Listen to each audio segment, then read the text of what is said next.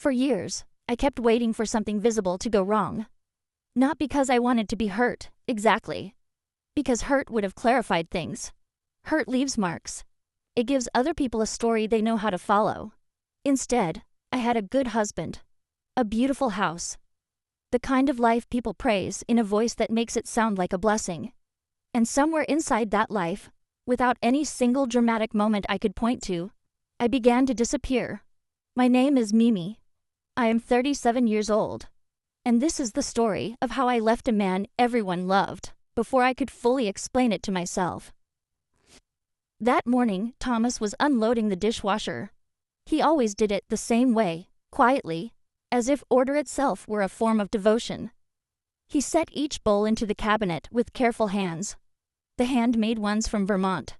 The ones we bought on a weekend trip when we still believed that choosing beautiful things meant we were building a beautiful life.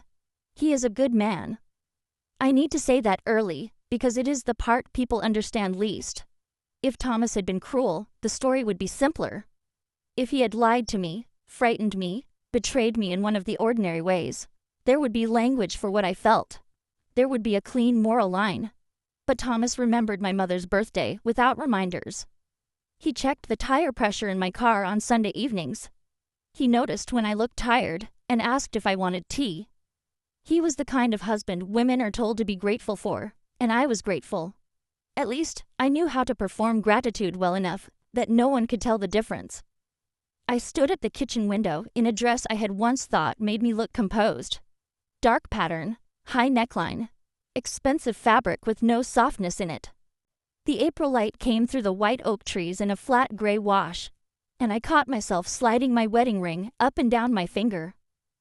A small sound, metal against skin. Again.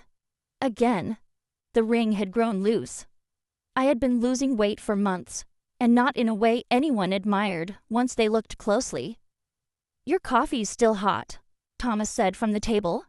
He was reading the paper. He did not look at me when he spoke. He didn't need to. He knew the outline of me by heart. Wife, mother, executive, woman who remembered the dentist appointments and thank you notes and where the extra batteries were.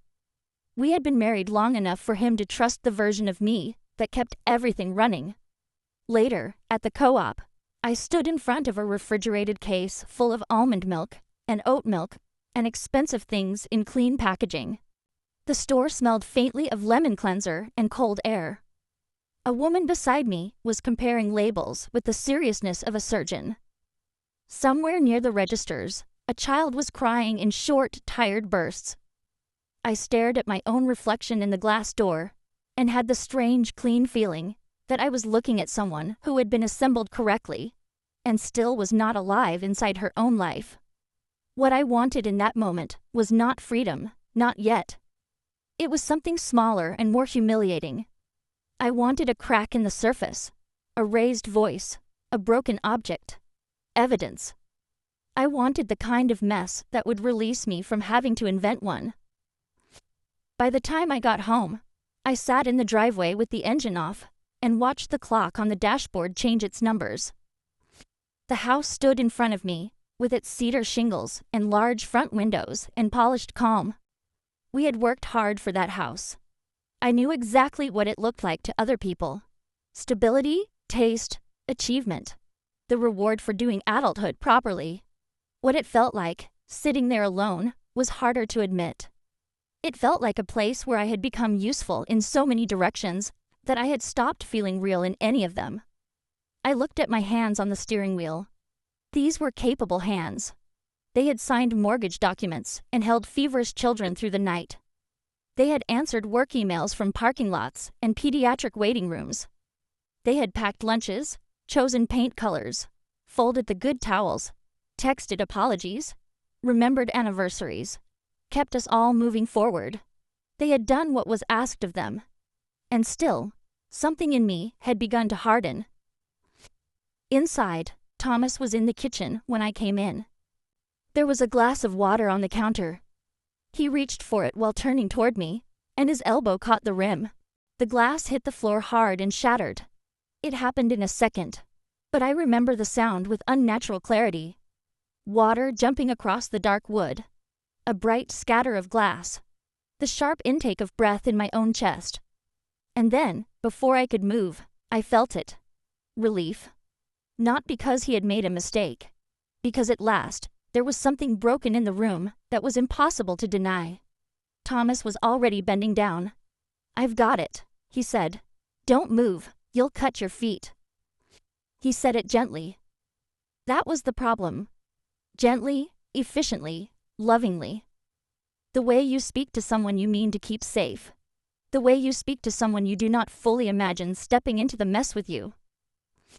I stood there looking at him on the floor, picking up the shards one by one, and something in me became unmistakably clear.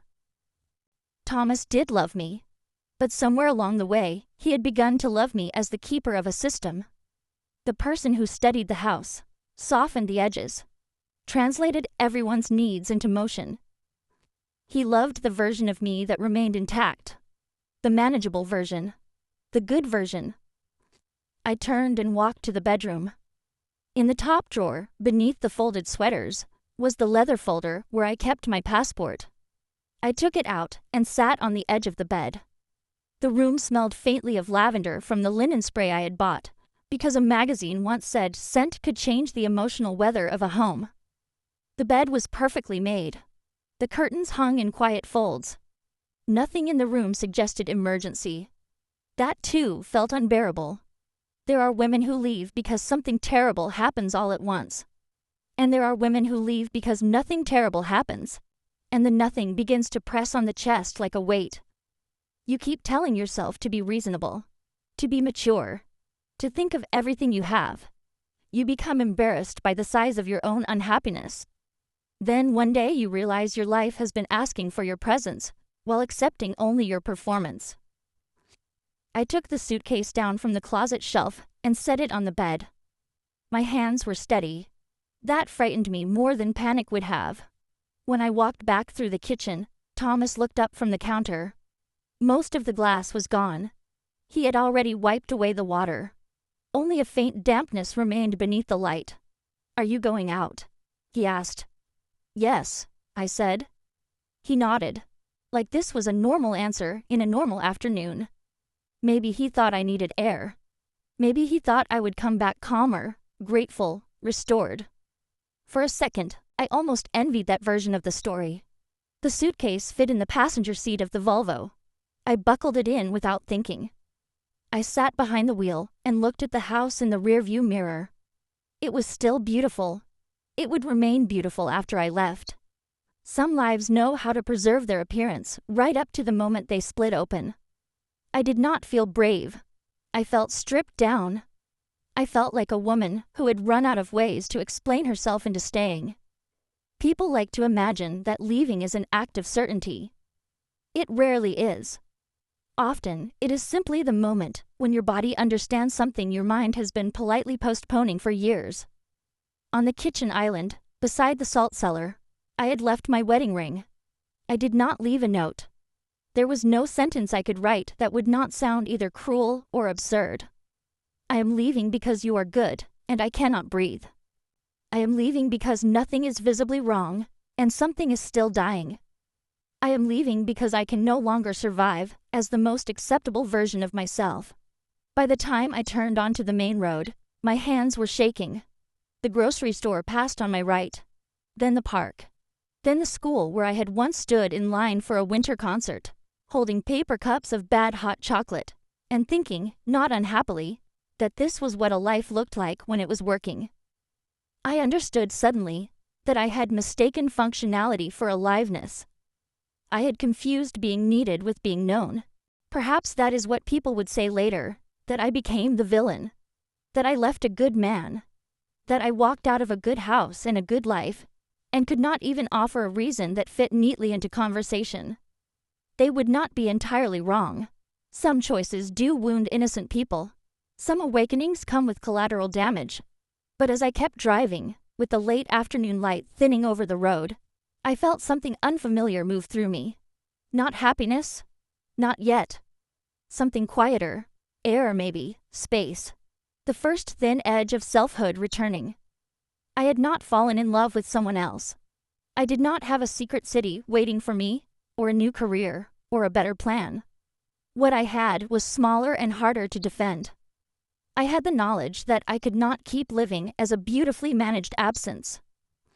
So I drove. Past the grocery store, past the park, past the neighborhoods where women like me smiled with grocery bags on their hips and keys between their fingers, and whole private weather systems moving beneath their coats. Past the life I had worn so long it had molded to me. Let people say what they like. Let them pity Thomas. Let them turn me into a warning if it helps them sleep inside their own careful arrangements. I know how it looks from the outside. From the inside, it was simpler than that. I was not leaving to become someone else. I was leaving because I had almost vanished. And for the first time in years, I wanted to arrive before that happened completely.